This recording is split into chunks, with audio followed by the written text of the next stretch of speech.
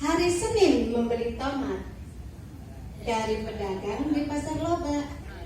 Para hadirin yang terhormat, sambutlah salam dengan serempak.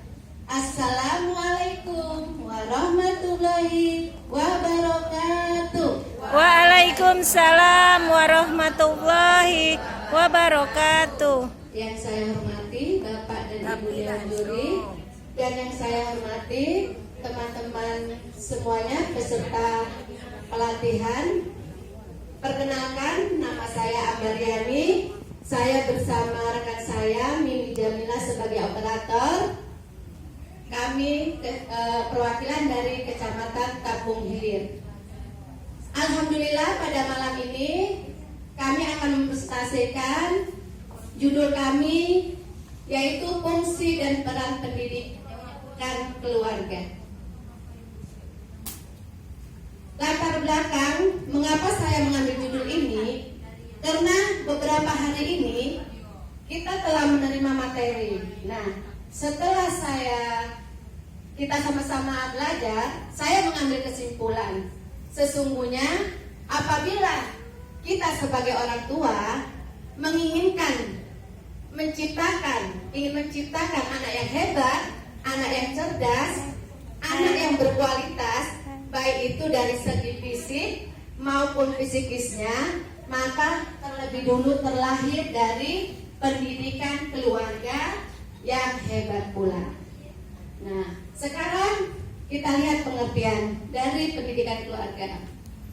Pendidikan keluarga ini mempunyai arti penting, yaitu sebuah wadah, suatu individu antara kelompok, di mana untuk mereka bersosialisasi antara ayah, ibu, dan keluarganya. Karena di situ adalah pendidikan yang pertama dan utama. Lanjut. Nah, selain itu, pendidikan keluarga juga mempunyai fungsi dan peranan. Kita lihat fungsi yang pertama, fungsi pendidikan keluarga ini. Yang pertama, memberikan pengalaman pertama pada masa kanak-kanak. Nah, di sini kita sebagai orang tua, mari kita sama-sama mendidik anak-anak agar anak-anak itu tumbuh kembang dengan baik. Jadi jangan sampai kita menyakiti hati anak, apalagi anak itu sampai membekas di hati anak. Itu akan terbawa sampai dia dewasa, sehingga itu akan menghambat pertumbuhan jiwa anak itu. Lanjut, menjamin kehidupan emosi anak. Nah, di sini juga kita sebagai orang tua harus bisa menjaga emosi kita. Nah, kita harus mendidik anak secara yang baik, karena kita sebagai model. Kalau orang tuanya baik, maka anak akan menjadi baik. Jangan sampai kita mendidik anak itu secara otoriter yang serba membatasi. Nah, berikanlah pendidikan itu secara demokratis, karena kita beri kebebasan, namun kita kontrol dari belakang. Ketika anak kita berikan pendidikan yang otoriter, itu juga akan membuat anak melakukan sesuatu itu dengan tidak percaya diri. Selanjutnya, menanamkan dasar pendidikan moral. Nah, di sini juga kita mengajarkan anak, jangan cuma menyuruh. Ketika kita akan menyuruh anak menyapu, kita ambil sapu 2, lalu kita berikan kepada anak, ayo nak, kita sapu bareng-bareng halaman ini supaya bersih. Tapi biasanya kan sapu nak, tapi ibunya main HP. Betul apa betul ibu-ibu? Betul tidak? Mana suaranya? Betul. Kayaknya udah ngantuk ini semuanya. Ya, oke, selanjutnya memberikan dasar pendidikan sosial dan agama. Di sini juga seorang keluarga juga harus bisa mendidik anak. Nah, berikanlah pendidikan sosial itu dari sejak kecil untuk mengenal lingkungan yang paling dekat. Paling tidak kita ajarkan anak untuk pergi ke masjid, ya, agar anak itu terbiasa dengan kebiasaannya untuk pergi ke musola atau ke masjid. Jadi itu sangat penting untuk anak bersosialisasi dari lingkungan yang terdekat. Selanjutnya di samping fungsi juga di sini juga mempunyai peranan keluarga dalam mendidik anak. Yang pertama, pendidikan jasmani dan kesehatan.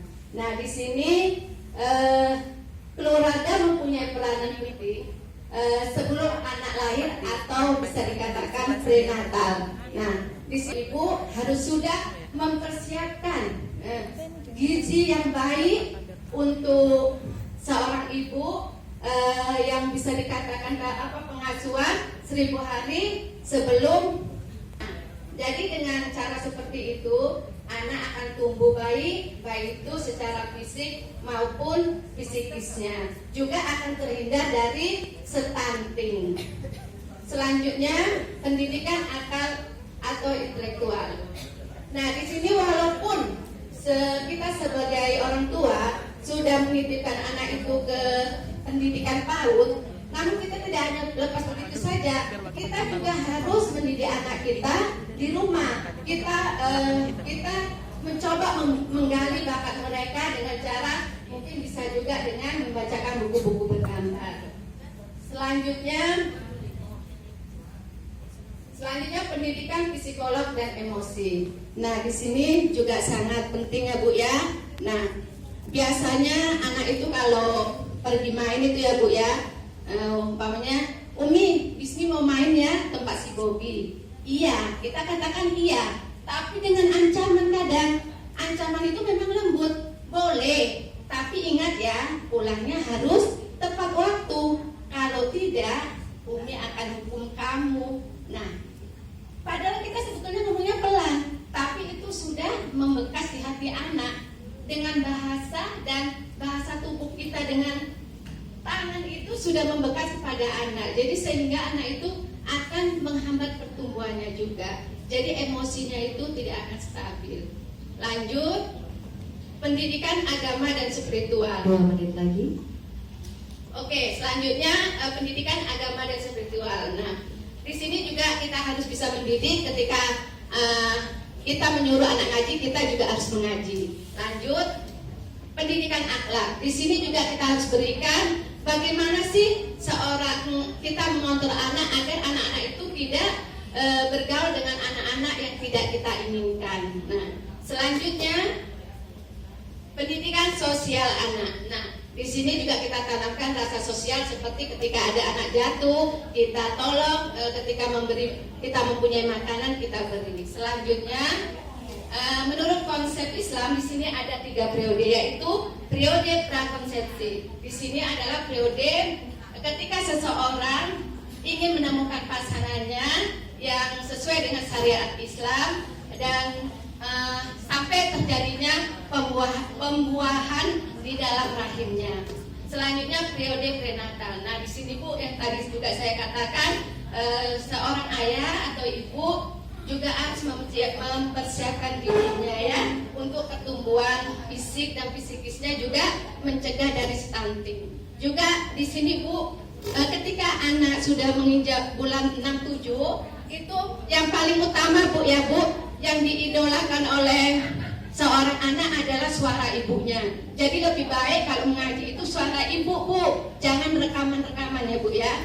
Selanjutnya periode postnatal. Di sini periode postnatal adalah di mana bayi lahir hingga dewasa kita harus mendidiknya secara baik agar anak-anak juga tumbuh dengan baik. Demikianlah fungsi dan peranan pendidikan, di mana keluarga yang baik akan menciptakan SDM yang berkualitas, baik itu di bidang IMTA maupun IPTA ya Bu ya, juga mencegah stunting. Mungkin hanya ini yang bisa saya sampaikan, pastilah banyak kekurangan karena kita sama-sama belajar ya Bu ya. Saya akhiri, tidak akan jalan kereta api tanpa adanya bara api. Tidak akan jalan program ini tanpa adanya pelatihan ini. Iya. Wassalamualaikum warahmatullahi wabarakatuh. Waalaikumsalam warahmatullahi wabarakatuh. Oke, kita